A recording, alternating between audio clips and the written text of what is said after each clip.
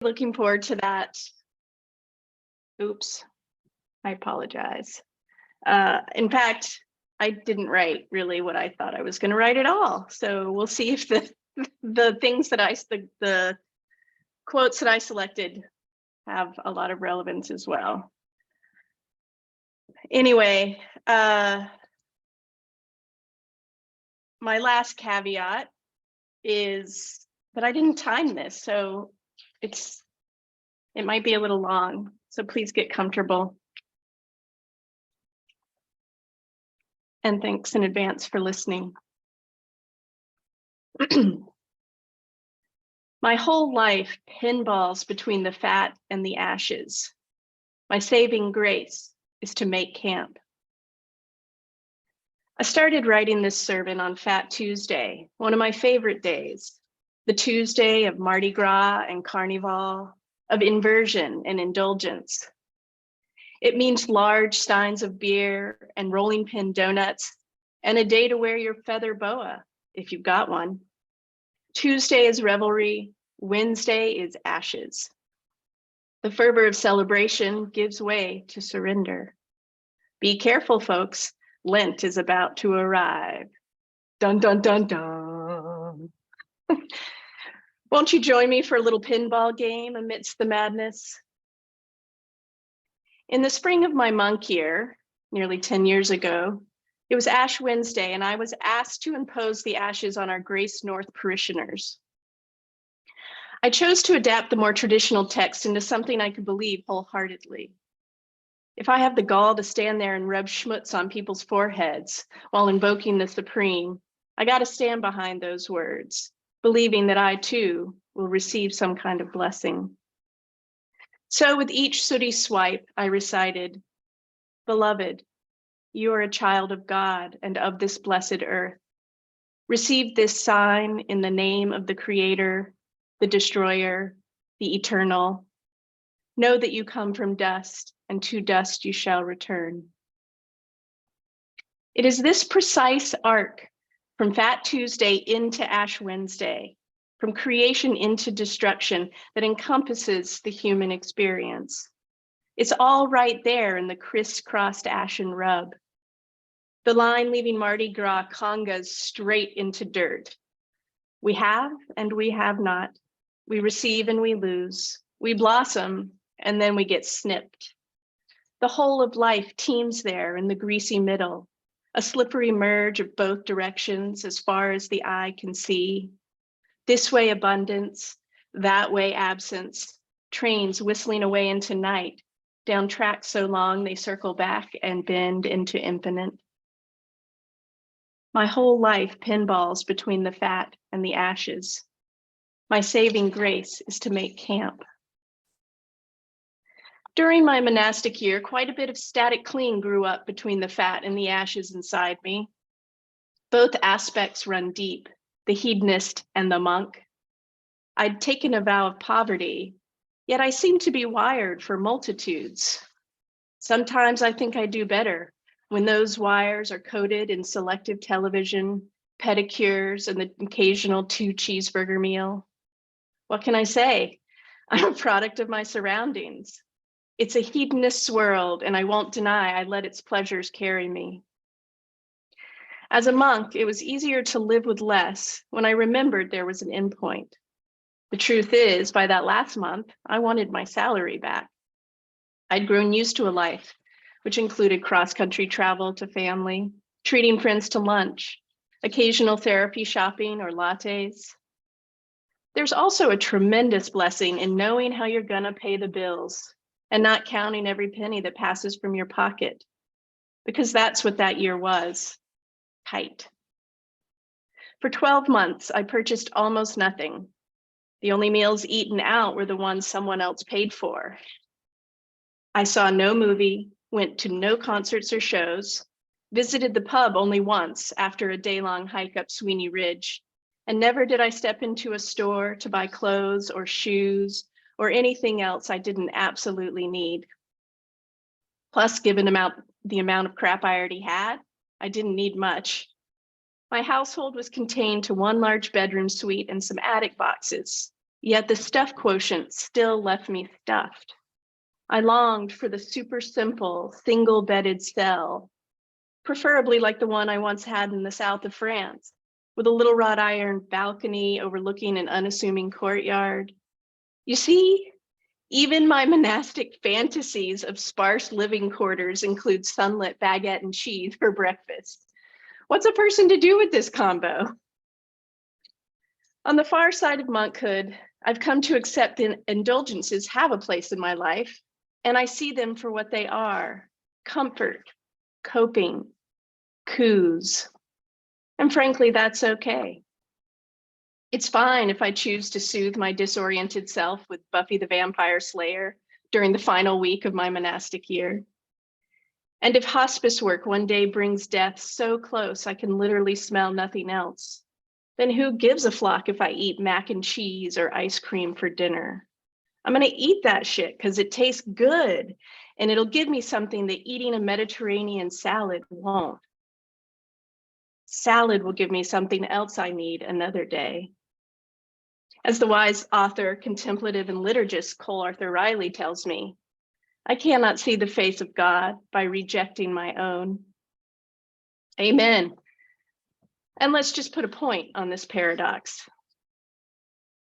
You want to know what I saw last time I had Ben and Jerry's for dinner? I saw a woman like a skeleton, cold and bruised, a woman hungry, but with ashes in her mouth. I'd held that skeleton all afternoon as she pulled herself unsafely from bed. Even agitated, she had strength, but not much. For a third time, the aide was getting her changed and leaned the woman toward me to work a sleeve. Suddenly, it became the most natural thing in the world to just rest my head on her back. I stayed for a minute or two, leaning in because I could, because she was there and I was too, because we both knew this sucked, but what could you do? For a minute, though, we were together, and it was easy. It was gentle. It was good. Believe me, anybody truly there would have taken that moment to lean in, to rest their ear between her aimed scapulas and breathe. So sometimes I need to enact the Ross dress for less ritual, because a new top at a great price can be a real pick-me-up. If that makes me stuck in the fat, so be it. I can't make the best choice every time. I'm not that evolved.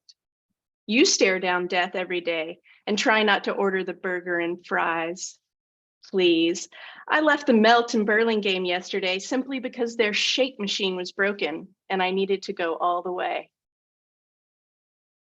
My whole life pinballs between the fat and the ashes. My saving grace is to make camp. Under urban love monk vows, of course, indulgence didn't have those kind of outlets. And in time, I simply required less. There was enough space to take care of myself in other ways. Healthier ways, I suppose. But good Lord, there will always be healthier ways. As the late Blessed Bell Hooks told us, the cultural emphasis on endless consumption deflects attention from spiritual hunger. We are endlessly bombarded by messages telling us that our every need can be satisfied by material increase. While the zeal to possess intensifies, so does the sense of spiritual emptiness. We may not have enough love, but we can always shop. The hedonist and the monastic that is me has taken to giving up the static cling for Lent. Without weight, the frenetics of fat and ashes begin to whisper, a little voice sly and barely seen, like 1 penny per transaction taken off a pile of extortion. Static cling becomes the not enough, too much monster who likes to talk dirty. And by dirty, I mean ugly. And by ugly, I mean mean. This mean, clingy monster embezzles minute bits of soul, minute by minute, as long as I'll let it. Thus, in the spring, for 40 days, no matter what I do or don't do or think about doing or not, I do my best to not judge, to allow, to welcome, to chill the F out and set down self-critique. Then I set myself down too, to anchor. Two of my dearest friends recently returned from a couple weeks of sailing on the Sea of Cortez. They used various nautical terms in telling the tale, and it was clear they have learned an entirely new language. Words, yes, but more importantly, the language is in their bodies. All that bending and hoisting, reeling and steering, jigging the boom or whatever. I'm sure that sailboat bobbed and pinballed aplenty on the waters between mountain and wide open ocean, which is why the boat, requires a ballast. Sailboat ballast is weight carried in either the keel or hull, typically made of lead, iron, or cement, which acts as a counterweight to the wind's force on the sail, righting the boat as needed. So what is my ballast made of? Is it enough? What keeps me steady and homed while the wind whips my sails and the waves cast at will? My whole life pinballs between the fat and the ashes. My saving grace is to make camp. Lent tells the story of Jesus wandering in the desert for 40 days and 40 nights. But did he wander? Really, did he wander? Jesus may have been of God, but he was also mortal, and mortals make camp in the wild if they hope to survive. Dollars to donuts, Jesus found a cave to squat in, one as close to a trickle as possible. And he sat and listened and sought, and sometimes he even found. A human being does not survive the wilderness for 40 days without some skills. I know they say God provided, and I'm sure that's true, but the dude was also made human, and that means, where's your water source? Where's your shelter? Could Jesus listen for animals at the same time as listening for God? And how quickly did he discover that those two are the same thing? When I take time to truly imagine Jesus in the desert, it challenges the Lenten story I've carried most of my life. One of Jesus out there lurching through sand, mouth parched, robe torn, tongue turned to paper. Instead, I see him getting really quiet, going to that place of contemplation one cannot reach amidst the outside noise. I see the colors grow more vivid and the sunsets changing every night. I see 30 shades of beige and counting, a vastness rivaled only by the sea. And what about those cacti that bloom? Wait, did Jesus have flowers in the desert? The longer I ponder that question, did Jesus have flowers in the desert? The more I realize we've been missing out on half the story. Jesus didn't walk into the desert to be tempted by Satan. He went there to draw close to God. Demons were a byproduct, as any good hermit will tell you. But Jesus went to get quiet, so quiet that when he listened, the holy could be heard, or seen, or tasted, or touched, or smelt.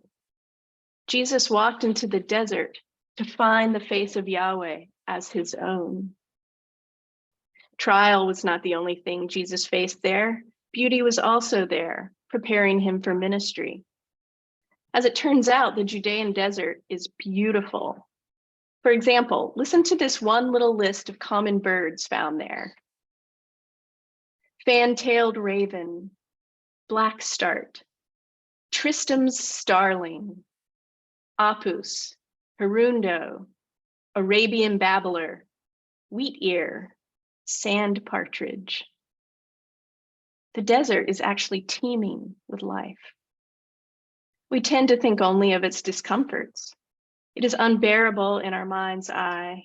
Heat, thirst, cracks, cactus spines, scorpion snakes, dust in the eyes.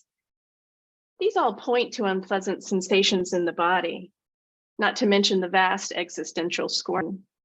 But to go in and land like Jesus did, We'd find instruction in the discomfort. And there is beauty yet inside that. I'm not saying the whole thing was cake. Visiting the desert and being in the desert are two different things. But in the latter, you have to sit down. And in sitting, you find a kind of absence, which becomes presence. On any retreat, even Jesus's epic Lenten adventure, when we truly sit down and shut up, when we make camp with the holy, the genuine emerges. Maybe our backs ache, maybe our diebucks hover, but if we stay long enough, our senses tune up, our breath slows down, our bodies and hearts let down a bit, and even the littlest bit feels good. The desert is an amazing teacher. Jesus encountered richness in this place that we only tend to associate with scarcity. We've just been eating ashes, forgetting the palm. I believe our true invitation during this season is to savor the betwixt and between, to accept the pinball game of scarcity and abundance that doesn't stop just because it's Lent. Dust to dust highlights our mortality, yes, but in that knowing beckons us to relish every little thing, even cheeseburgers. To make camp is to sit down, is to return to fundamentals, to fill your boat with ballast. The ballast ratio for a boat is usually given as a percentage, which tells you how much of the yacht's total displacement is weighted. The higher the figure, the more stable she is reckoned to be. So what is our ballast ratio? What percentage of our lives is engaged with the things that keep us centered and righted? More than anything else, sitting our bum down on the cushion provides, in sailor speak, the righting moment. In truth, it doesn't have to be a cushion. It could be a chair or the floor or the bed. What matters is making time to still our bodies and practice stilling our mind. In other words, draw close to God. God is in the patterns of breath, the status of sinew, muscles taut or soft. Doesn't matter how long. Whatever time you have, sit down and make camp inside yourself. Do this often enough, you'll realize you're not alone in there. Not alone at all. Our whole lives pinball between the fat and the ashes. Our saving grace is to make camp.